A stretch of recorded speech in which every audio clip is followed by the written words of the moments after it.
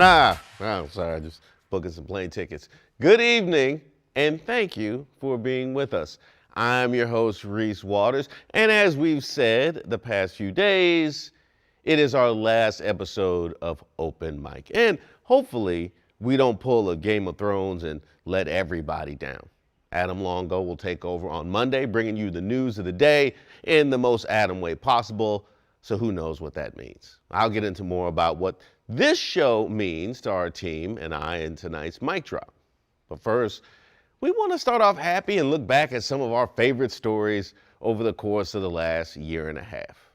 Let's start with a hilarious one from our very first show. That's right, we going all the way back. You remember the DC stabbing suspect witnesses described as having pretty eyes?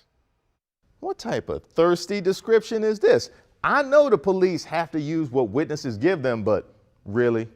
My first thought was, is this guy at it again?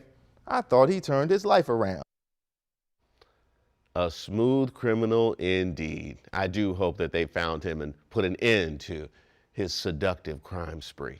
Next up, I have to revisit the January 6th Capitol riot defendant's lawyer with the tweed suit, spectacles, and some kind of dreadlock ponytail hybrid on his head.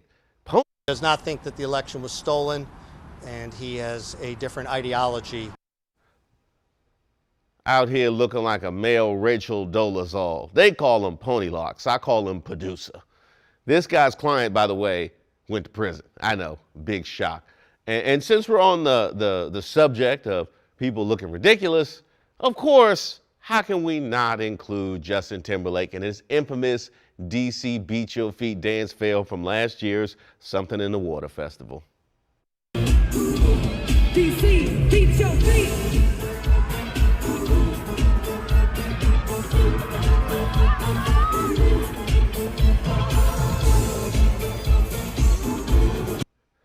I'm shocked that the phone that recorded that didn't turn itself off. This is karma for letting Janet Jackson take all the heat from that Super Bowl wardrobe malfunction back in the day. You brought this on yourself, Justin.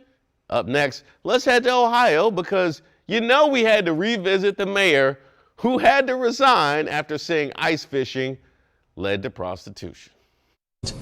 Additionally, if you open this up to ice fishing, while on the surface it sounds good, then what happens next year? Does someone come back and say, I want an ice shanty on Hudson Springs Park for X amount of time?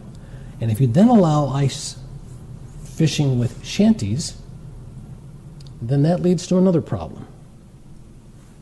Prostitution. And now you got the police chief and the police department involved. Did you see his buddy next to him? This guy right here, he tried to help him out. He tried to help. He was like, no, wave it off. They should have drug tested my man on the spot. Instead, he resigned because politics is a cold business. Cold as ice. Fishing, which leads to prostitution. Keep your head up, Mayor Schubert. I hear there's work at the ice shanties. You know, we got to make a stop in Florida in any best of recap, really, but especially this one. And that stop is at a True Value hardware store in Brevard County, where a man was caught on video trying to steal a crossbow by stuffing it in his pants.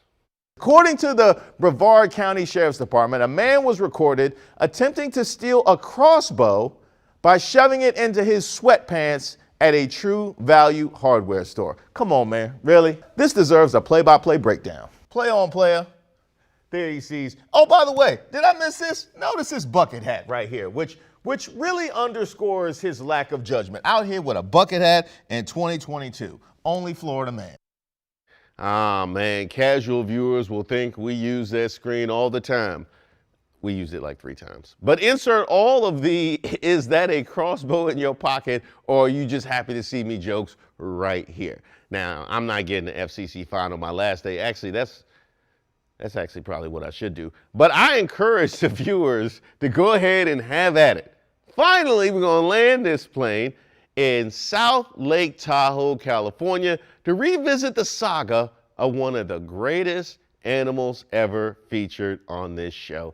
You know how I feel about the animals, and you know my favorite animal, the bear. Hank the Tank, a 500-pound black bear, falsely accused, mind you, of breaking into homes and stealing food, who was exonerated by DNA evidence.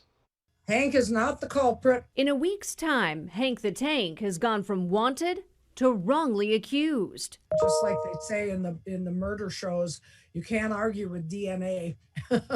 DNA evidence collected by the Department of Fish and Wildlife finds 2 female bears and another male are to blame for dozens of home break-ins and property damage in the community of Tahoe Keys. Hank may be behind a small fraction, they say, but not the majority. Now, I still feel some kind of way that the black bear needed the Innocence Project for animals to save him, but I will say that I'm glad that Hank is free, just out here stomping through the forest, feeling like Tupac, like out on bail, fresh out of jail, California dreaming. Soon as I step on the stage, I'm hearing Hoochie screaming, but not the 2 that are responsible for all these break-ins, because that's the reason you was in jail in the first place. Live it up, Hank the Tank. I salute you. My favorite story, naturally, it's all of them, because it's a best of show.